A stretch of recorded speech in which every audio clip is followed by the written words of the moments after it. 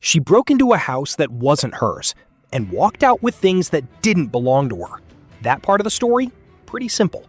But what happens next in this Texas courtroom? Nobody in that room saw coming. Because before this judge hands down a sentence, she wants answers. About the 8 kids, about the drugs, about a life that's been falling apart for years. Would you have stayed calm if you were this judge? All right, the court is calling 2026 CR 004927 State versus Raquel McMaster. Can I have parties announced? Lawrence for State. Charles Buck for Miss McMaster. And are you Miss McMaster? Yes, ma'am. Counsel, have you received all discovery? Did you review it with your client? Yes. Court will find that the state is in compliance with discovery. Ms. McMaster, did you review the application for community supervision with your attorney? Did you understand it and sign it? Did you review the true bill of indictment with your attorney? Did you understand it? Yes, ma'am. Counsel, do you waive the reading? We did. State, are you proceeding on the indictment as presented? No, Judge, we're proceeding on count 1, paragraph B, waiving paragraph A. No objection. It starts like any other case on the docket. A case number, 2 attorneys, a quiet roll call. Lauren Fleming for the state, Charles Bunker for the defense, and sitting between them, Raquel McMaster, 29 years old, here to plead guilty. All right, did you review the court admonishments with your attorney? Did you understand it and sign it in all the appropriate places? Yes. You're charged with burglary of a habitation. That's a second-degree felony. The range of punishment is anywhere from 2 to 20 years in the prison and up to a $10,000 fine. If you have a plea with the state, the court does not have to follow your plea. If the court does not follow your plea and gives you more than you bargained for, the fact that you entered a plea will not be used against you, and you will be allowed to withdraw your plea. You have a right to jury trial, a right for you or your attorney to cross-examine and confront any witnesses the state would call, and the right to remain silent. By entering this plea, you're giving up those rights. Did you intend to give up those rights and enter into a plea in this case? 2 years, or 20. That's the gap Raquel was standing in. But this wasn't going to trial. There was already a deal on the table, and she was about to take it. Would you take the deal or fight it? Counsel, has your client been able to provide you with any defenses? He has. Do you believe she has a rational as well as a factual understanding of the charges against her? I do. Do you believe she's currently competent and was legally sane at the time of the offense? Absolutely. Ms. McMaster, has anyone threatened you, coerced you, or placed you in fear to get you to enter this plea? Anyone promised you anything other than the plea? Are you satisfied with the way you've been represented? If you're not a U.S. citizen, by entering this plea, you will be deported, denied naturalization, and re-entry. Did you understand? Court will find that defendant has knowingly and voluntarily waived her right to jury trial. Did you review the plea bargain page with your attorney? Did you understand it? Yes. According to the plea, the state is proceeding on count 1, paragraph B. Punishment is to be assessed at 8 years in the prison. There's a $1,000 fine that will be probated, and the state is recommending community supervision. Did you understand that to be the plea? Yes, ma'am. State defense, is that the plea? Yes, Judge. Yes, Judge. Did you review the waiver of appeal paragraph with your attorney? Did you understand it and sign it in both places? By signing that you're waiving your right to appeal, the only items that can be appealed are written pretrial motions that have been filed, heard, and ruled upon by the court. Did you understand? Yes, ma'am. Counsel, any such motions? No, Judge. Outside the agreement, the state is requesting that your community supervision be for a term of 5 years. There be a TAP evaluation, 120 hours community service restitution, and no contact with the co-defendant Antonio Stiff. Applicable USA law. Texas Penal Code Section 30.02, burglary. A. A person commits an offense if, without the effective consent of the owner, the person 1. Enters a habitation with intent to commit a felony, theft, or an assault. C. An offense under this section is 2. A felony of the second degree if committed in a habitation. Explanation. If you enter someone's home without permission, intending to commit a theft, felony, or assault inside, that's burglary of a habitation in Texas. Because it's a home, a place where people sleep and feel safe, the law treats it more seriously than burglary of a regular building. A burglary of a non-residential building is a state jail felony. The same act inside someone's home jumps to a second-degree felony, punishable by 2 to 20 years in prison and up to a $10,000 fine. Real-life example. This is exactly why Raquel's charge carried such serious weight on paper, even though her sentence ended up suspended and probated. The law doesn't ask whether the homeowner was present or how much was taken. It asks whether you entered a home without consent, intending to commit theft. Legal interpretation may vary by state. Habitation burglary laws differ across the U.S. STITH. Did you understand those are recommendations from the state and the court does not have to follow those recommendations? Then to count one, paragraph B, how do you plead? Guilty, not guilty, or no contest? Guilty. State any evidence. Yes, Your Honor, state offers states exhibit 1 and all. No objection. All right, and state, have you spoken with the complainant? We have, Judge, and there is also no restitution. All right, and is there to be contact with the complainant or no? And the defendant doesn't reside in this location. All right, thank you. You may be excused. Did you review the waiver and stipulations with your attorney? Did you understand it and sign it in all the appropriate places? No. Again, did you understand you have a right to jury trial, a right for you or your attorney to cross-examine and confront any witnesses the state would call in the right to remain silent?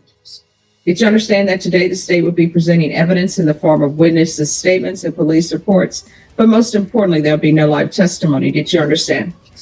Court will find that defendant has knowingly and voluntarily waived and consented to stipulations, testimony, and stipulations. Court will accept into evidence states exhibits 1 and attachments and review the same. All right, after reviewing states exhibits 1 and attachments, the court will find there is sufficient evidence to find you guilty. And the court will find you guilty. Are you proceeding with sentencing? Yes, Judge. Anything you wish to say on behalf of your client? We believe she's worthy of the plea bargain. We ask you to follow it. Her attorney didn't argue innocence. He didn't fight the facts. He simply asked the judge for one thing: mercy within the deal that was already negotiated. Sometimes the best defense is just asking for a second chance. How old are you? So what? 29. All right, why are you doing this? Following the wrong crowd. That's the wrong. Now, if the co-defendant were to come in here, he'd tell me he was hanging around the wrong crowd. And I would say, who is that? And he'd say, you, the wrong crowd. So why are you going into places that are not yours and taking items that do not belong to you? Well, do you have any type of mental health issues? Have you ever been diagnosed with mental health issues? Do you have any children? Yes. And what are their ages? 14 for 2 3-year-olds, 2-year-olds. Wait a minute. You say 14, 12. 12. 14 for Wait, 14, 4. 2 3-year-olds, 2 2-year-olds, and 2 10-month-olds. So you have 8 children. Yeah, I got 3 17. All right, and where are they? They were my mom. So that means that you're not taking care of your children, but you're having a lot of children, but taking care of none of them. So where were they doing all of this? With your mom? When's the last time you had employment? So that means you're expecting somebody else to feed your children because you're not.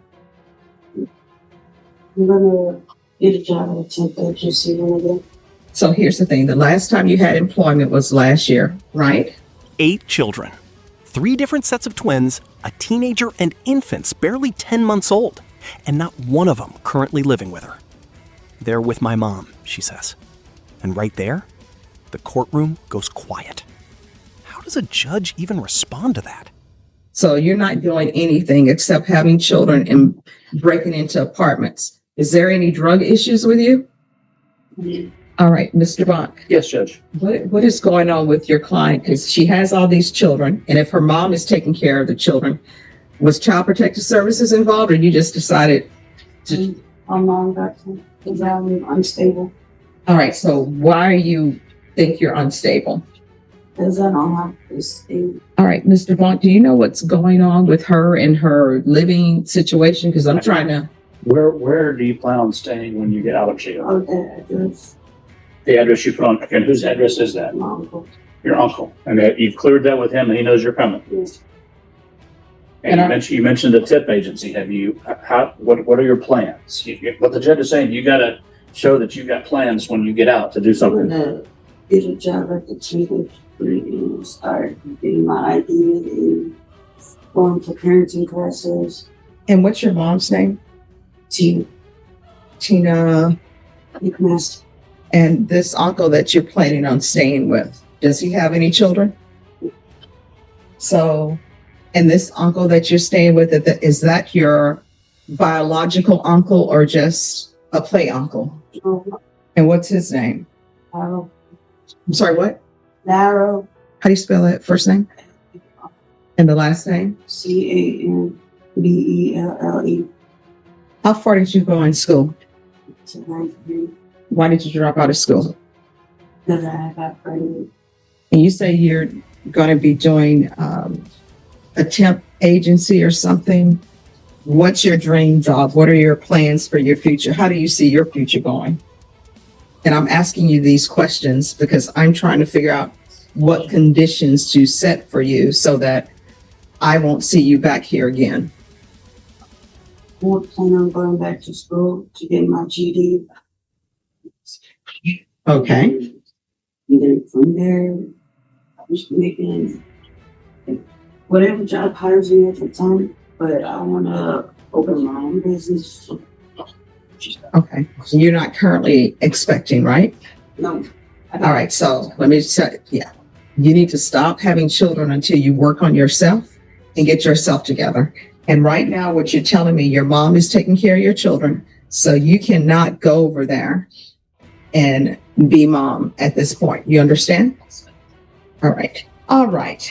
Probation, are you ready? All right. The court is going to sentence you to 8 years in the prison, suspended and probated for 5 years. 8 years. Suspended. 5 years of probation instead. TAP evaluation. 300 hours of community service. Parenting classes. No unsupervised contact with minors.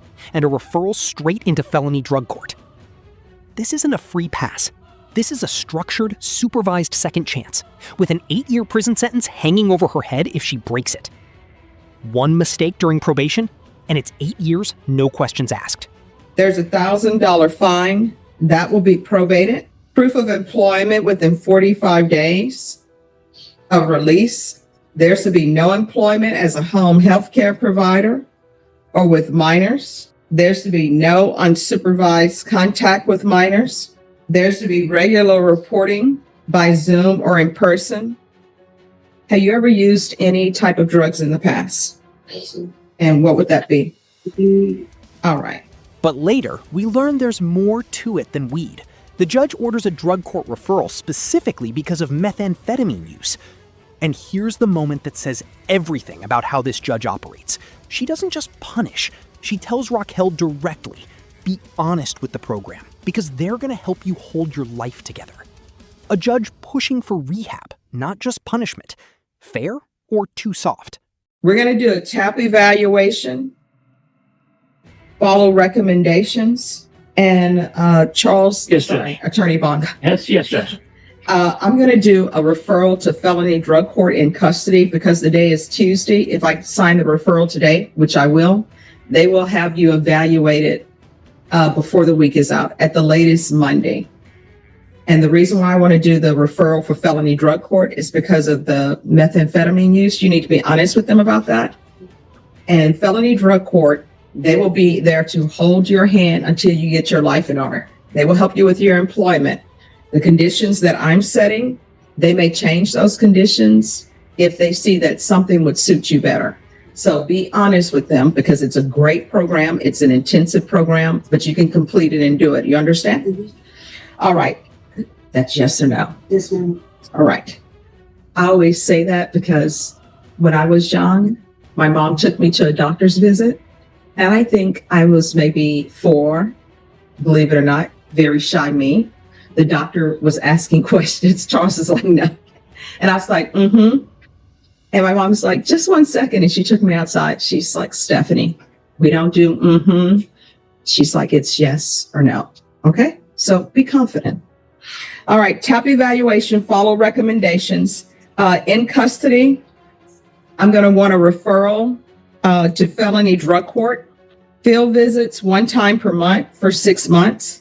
There's going to be 300 hours of community service restitution. 50 of those hours will be deemed satisfied. I'm going to order parenting classes. And once the parenting classes are completed, 50 hours will be deemed satisfied. And we can go off the record for a moment. So it's not ordered, but it's encouraged. And then that'll be 50 hours for a GED or either any type of trade school certification. And then I'll do another 50 hours. I want her to complete the MRT. And then the remaining hours for every sober support meeting you complete, 1 hour will be deducted. You see? And there's to be no contact with Antonio. Last name Stith. Probation. Is there anything else? Oh, her sober support meetings, it's just completely up to her because sometimes people are in a different level with their sobriety. But every sober support meeting she completes, an hour will be deducted off her community service. So let me just tell you, it's hot right now in San Antonio. The humidity is a killer. You can spend your community service hours improving yourself, or you can spend it whatever they want you to do, picking up trash in this heat or whatever. You understand?